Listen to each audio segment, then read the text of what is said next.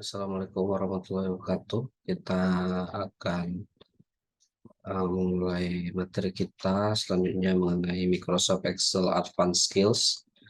Jadi berikut ada beberapa model learning outcome. Yang pertama mengenai create sparkline, apply conditional formatting, and change page layout, kemudian pivot table.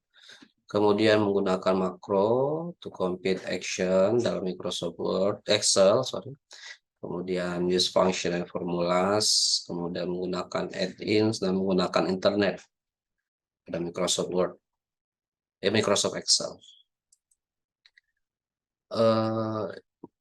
Materi pertama mengenai Sparkline. Jadi learning outcome-nya adalah bagaimana kita membuat Sparkline. Ya. Jadi Sparkline itu adalah grafik yang dimasukkan ke dalam Excel. Jadi grafik ini dirancang untuk memberikan visualisasi data ringkas dan langsung di sebelah data itu sendiri. Jadi Sparkline itu menyajikan informasi dalam bentuk grafik yang lebih sederhana dan lebih mudah dibaca dibandingkan dengan grafik biasa.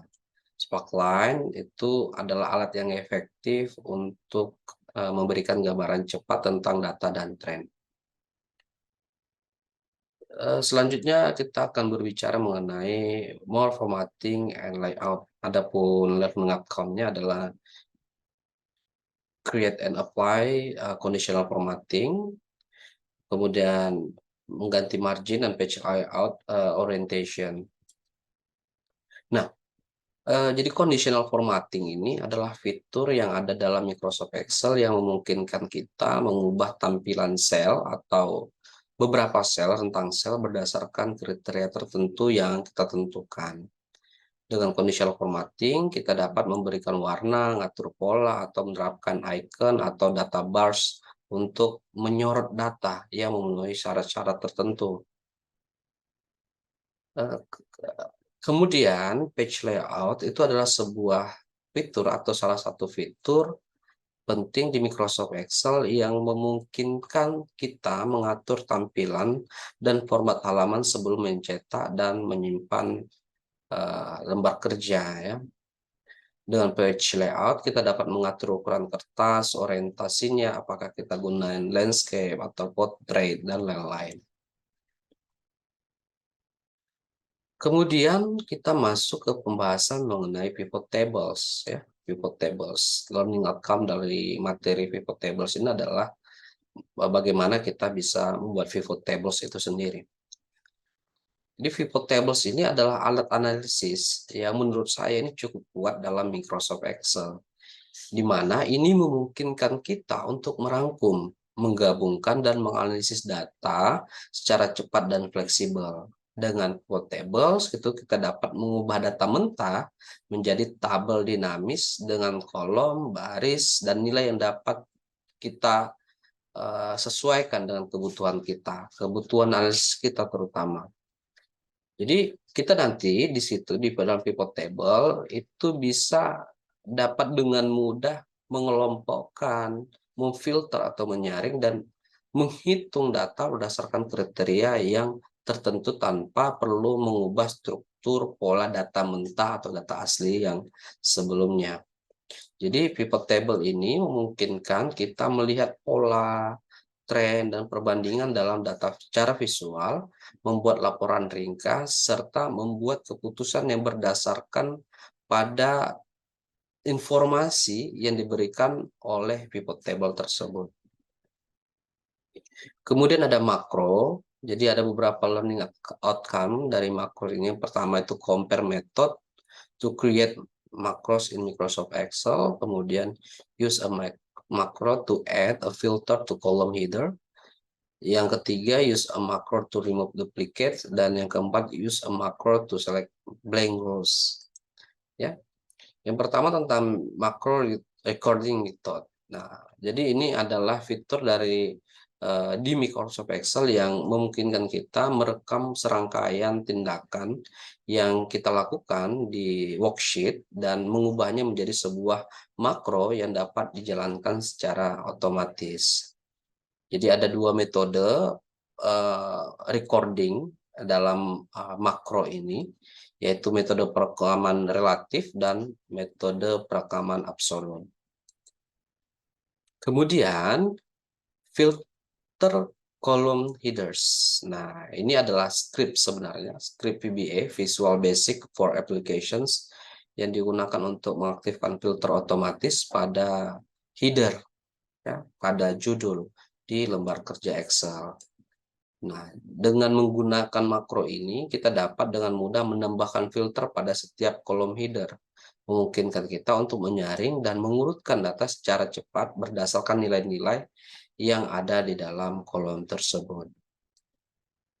Kemudian ada remove duplicates. Nah, ini adalah script VBA juga, Visual Basic for Application, yang digunakan untuk menghapus entry duplikat dalam lembar kerja, dalam worksheet-nya kita di Excel. Dengan gunain makro ini, kita dapat dengan lebih mudah mengidentifikasi dan menghapus data-data yang mengandung nilai duplikat dalam satu atau beberapa kolom tertentu.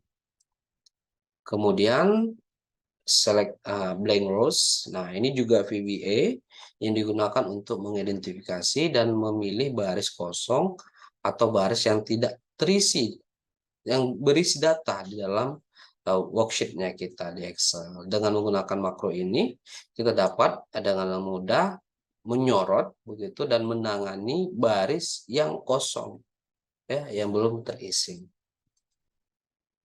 Berikut adalah practice question pertama. Silakan teman-teman jawab. Nanti kita akan bahas di kelas offline. Masuk kita ke function and formulas.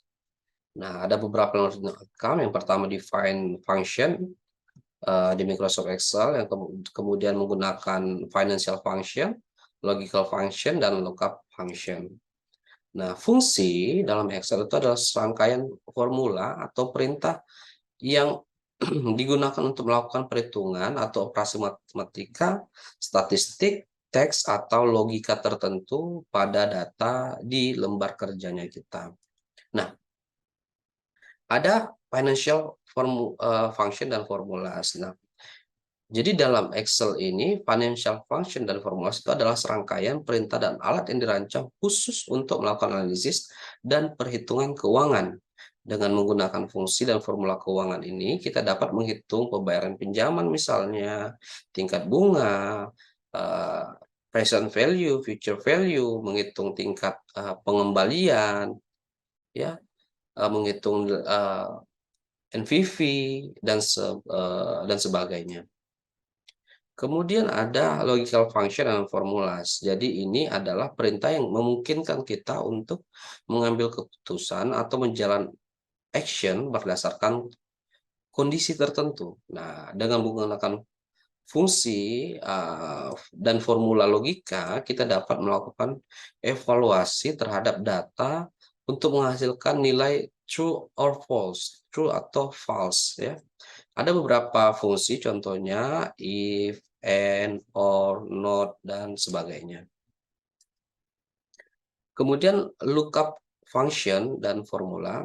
Nah, fungsi dalam lookup function dan formula ini adalah untuk alat yang memungkinkan kita bisa mencari nilai dalam rentang data atau tabel dan mengambil nilai yang sesuai berdasarkan kriteria tertentu. Nah, fungsi ini memungkinkan kita untuk melakukan pencarian secara vertikal atau VLOOKUP ataupun horizontal ataupun HLOOKUP. Berikut ini adalah practice question kedua. Silakan teman-teman jawab dan akan kita bahas di kelas online. Baik, sekian materi kita hari ini. Saya Heri, wabillahi taufiq wal hidayah. Assalamualaikum warahmatullahi wabarakatuh.